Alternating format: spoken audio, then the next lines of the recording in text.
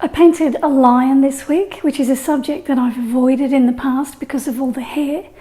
Today I'll share a few of the techniques that I used to make this painting easier for myself.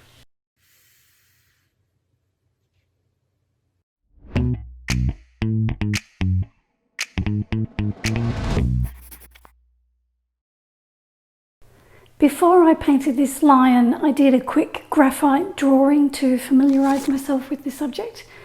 After I did that, I painted a study, and it really helped me when I painted the larger painting. Here's the line drawing that I did. And this really helped me to work out colour values and where I wanted to leave the white areas of the paper showing. Then I did this colour study. With this, I was able to work out colours and techniques and where I was going to put my lost and found edges. When I painted the larger painting, I used my study more than I used the reference photo. I hardly looked at the reference photo because I thought that I'd get caught up in the detail of all the hair again. And I knew that I wanted to keep the hair of the mane loose and soft because I thought that that would help to add focus to the face, and I thought it would also bring the face forward. So I worked wet on wet when I painted the mane, and that gave me those soft lost edges. I used mainly warm colours, but to add some relief and contrast to the warmth, I used indigo in the shadows to cool them down. This is the reference photo that I used to paint the lion. It was taken by Gloria Anderson, and I downloaded it from Wildlife Reference Photos. I'm painting on a sheet of Arches cold-pressed watercolour paper. I wet the background and I'm painting on some gold ochre. This is Winsor & Newton's gold ochre. Now I'm going to put some permanent rose.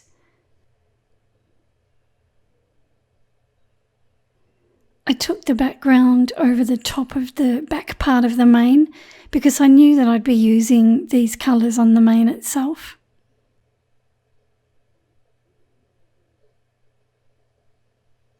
That's dry now, so now I can start to work on the mane. I re-wet the area where the mane is, and I took the water out past the edge of the mane. I wanted to work on the wet paper so that I could have lots of lost edges on the outer part of the mane. Then I started with some gold ochre again. This is what I used on the background. This is the same colour, but I'm using more pigment and less water. Once I'd put some gold ochre on there, then I started to paint some burnt umber on in places. You can still see the background showing through in between the marks that I'm making. I also painted some indigo onto the mane. I was going to use this colour in the shadows on the lion's face, so I wanted to use some of it on the mane as well. Then I treated the other side of the mane the same way. So I used gold ochre first and then some burnt umber.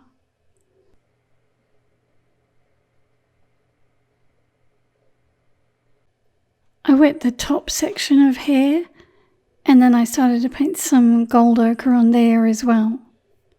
I turned it upside down then so that I could pull these strokes towards myself. And rather than work from the reference photo, I was working from my study that I made. I find if I look at the reference photo too much, I tend to get confused with all the detail.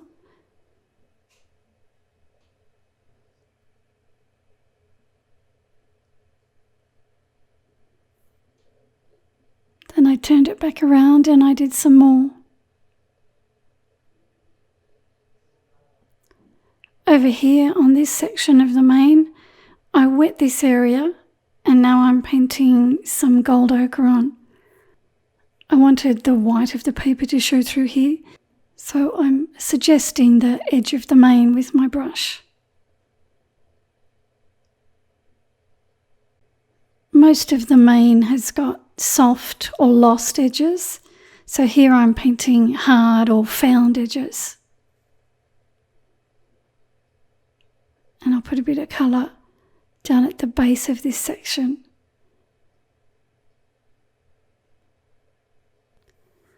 I painted in the hair behind the ear and the darker patch of fur on the top of the head. And then I started to paint in the section of the mane that's right near the head. So I used gold ochre here as well. I painted on the wet paper. I left some white paper showing through. Then I mixed some grey paint up and I started to use that on top of the gold ochre.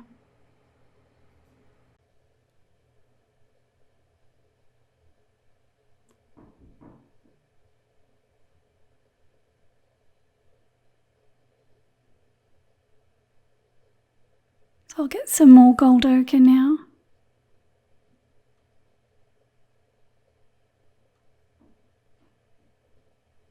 This section of the mane is fairly pale on the reference photo, so I didn't want to go too dark with it. So that's what it looked like after all that area had dried. So then I started to paint the face. I wet it with water first, but I avoided the areas where I wanted the white paper to show through. Here I'm painting a light wash of gold ochre over the top.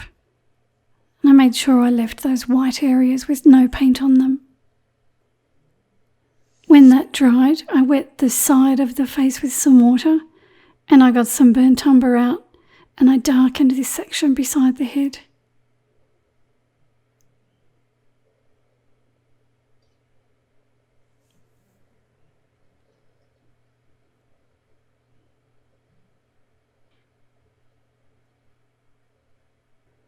And then because I've got a lot of soft edges everywhere, I wanted a few more hard edges.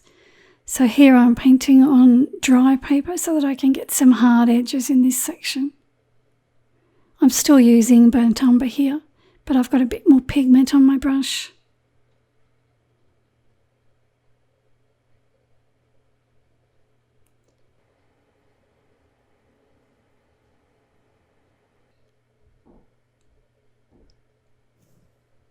Then I thought I'd darken that area by dropping in some sepia.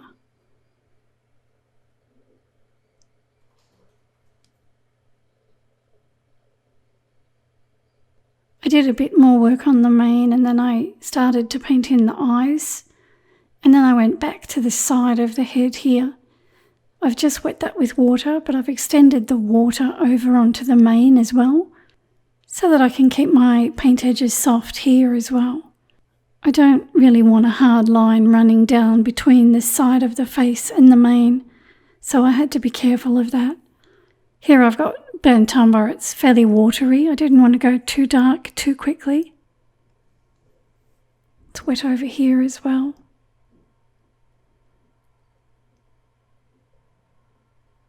Then I started to dot in some very pale sepia.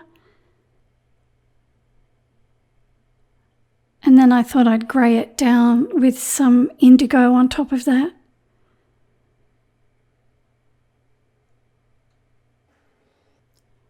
I use my brush to blend the colours together a little bit. I'm wetting this area here with some water. I want to start to paint the darker markings that I see on the face. But again, I want soft paint edges, so I need to work on the wet paper. So I wet an area larger than where the paint's going to go, and that will keep my paint edges soft. I'll use a smaller brush so that I don't put too much water and paint on the paper and it won't spread too far. This is sepia.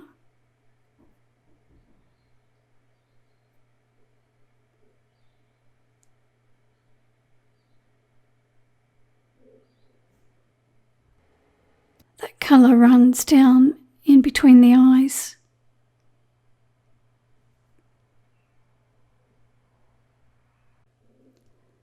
So here I'm painting some harder edges again.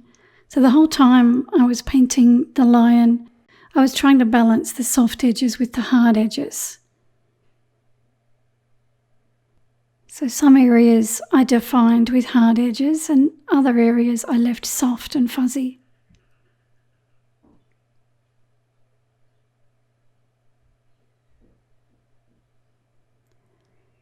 So here I wet the paper, and again I want some soft edges.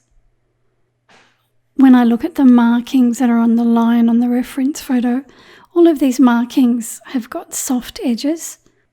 So that's why I need to put the water on the paper. So then when it's wet, I get the paint and I paint that on. And I pat with my brush, I dab it to the surface, and the water makes the paint move. I just push it where I want it.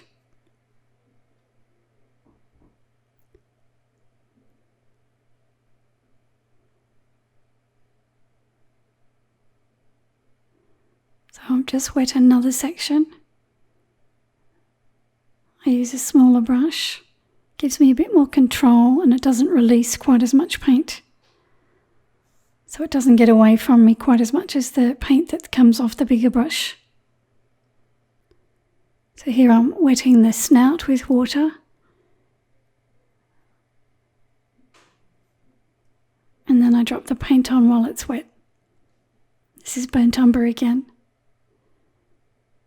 And I want that lighter underwash to show through in places. I don't want to completely cover it.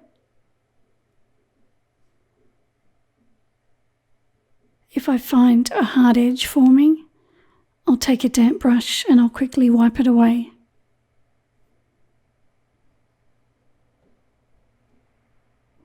That's a bit of indigo.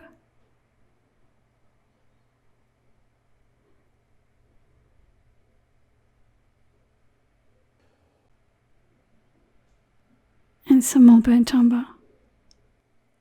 And here I've got some Windsor orange, and that brightens it up and makes it come forward a little bit. Here on this area, I want to have a hard edge, so I'm putting a little bit of water on there, but this time I'm going to take my paint all the way to the top edge of this shape.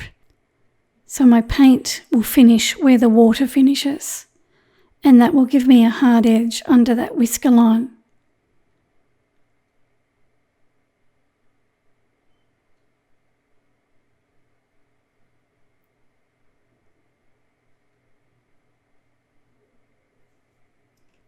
And while that gold ochre paint is wet, I'll drop some burnt umber into it, and that will blend with it.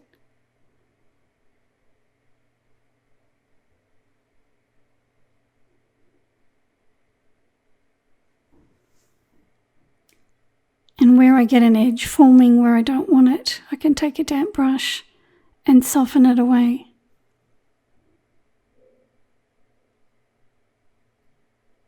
Now I've got my little brush and some sepia, and I can paint some hair coming down onto the chin.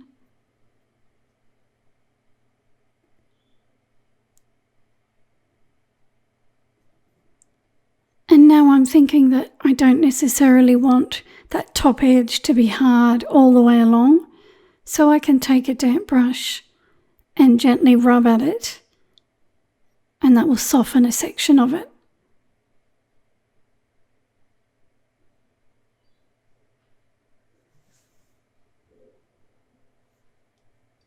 The further I get into the painting, I can see that some areas need to be darker, so then I just re-wet them and paint some darker paint over the top. So here I'm darkening this section on the side of the mane.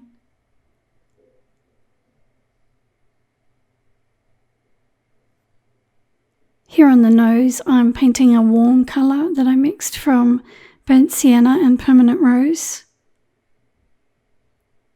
That goes on the dry paper, and then I'll work over the top of it.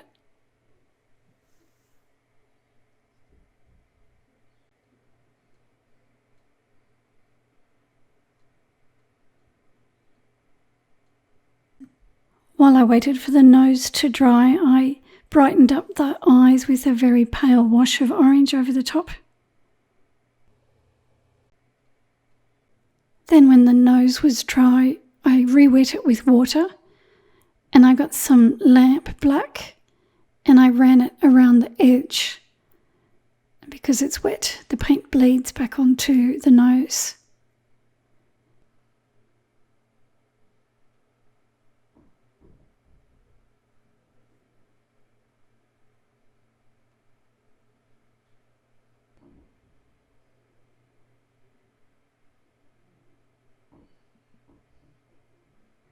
Then I painted lamp black into the nostril area and up the side of the nose.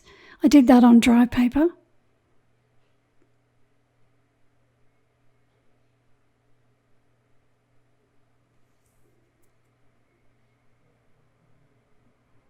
And to soften that edge along the bottom, I used my damp brush. And that softened that edge down there. And then I did the same thing on this one. Softened that edge along the bottom. I painted some more orange into the eyes to brighten them up further. So what I'm doing here is glazing one colour over the top of another colour after it had dried, and that changes the colour slightly.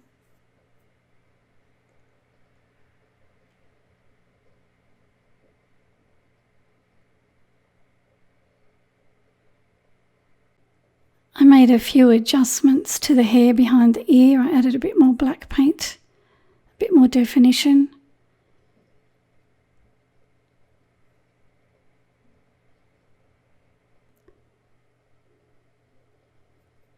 And I stood back and had a look at it and decided I want a little bit more colour on my background.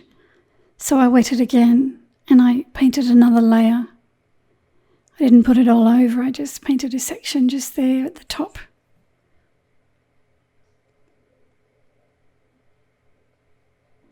Softened the paint edges with my other brush. A little bit more paint, blending. And then I had a look and made sure I had no water lines sitting anywhere.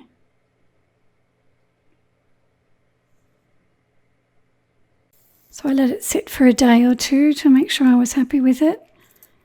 And then I took the tape off and took it off my board.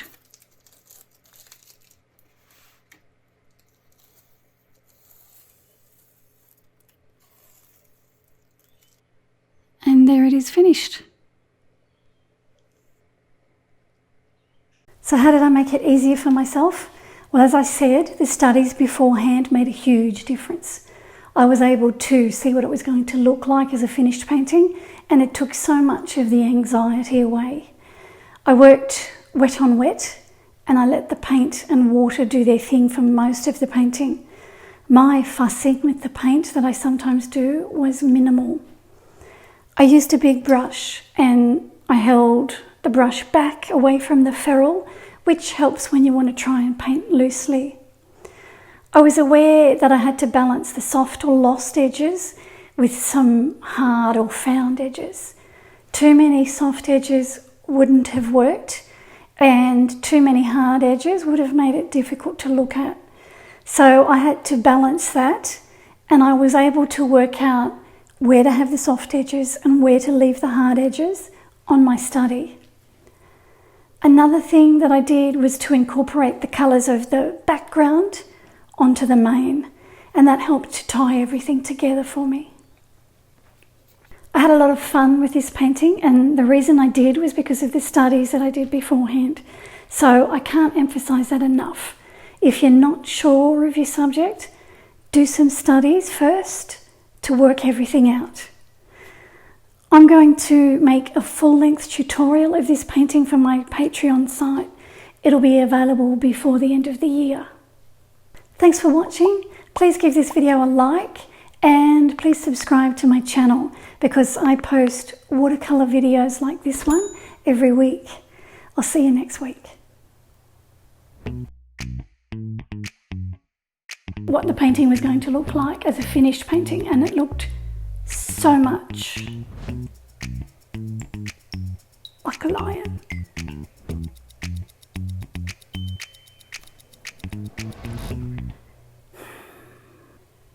How did I make it easier for myself?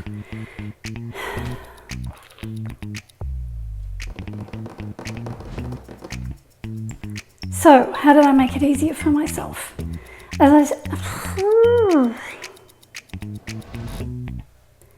when I painted the larger painting, I used my study more than I used the reference photo. I hardly looked at the reference photo because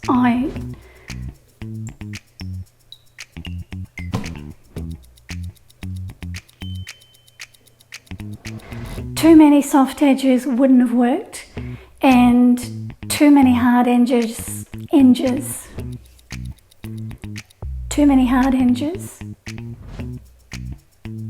wouldn't have worked either. Too many hard edges would have made it difficult to look at. So I had to try and balance that, and I was able to work out where to have the soft edge.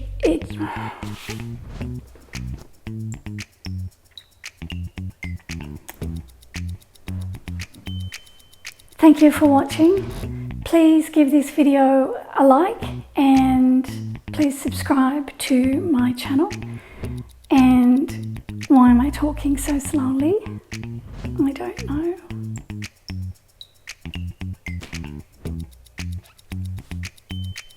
So I had to try and balance that, and I was able to work that out with the studies.